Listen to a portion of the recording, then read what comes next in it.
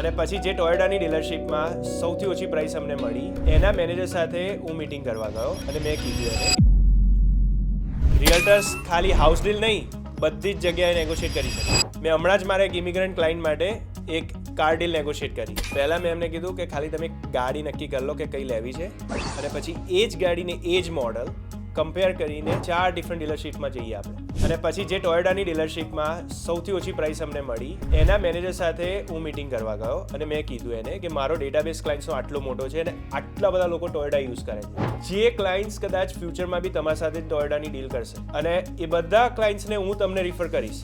તો એ મેનેજર એટલો ઇમ્પ્રેસ થઈ ગયો કે જે કારના મંથલી પેમેન્ટ અમને $450 બીજી ડીલરશીપમાં કીધા હતા એ કાર પેમેન્ટ્સ ખાલી $406 આવીને અમને આપ્યા.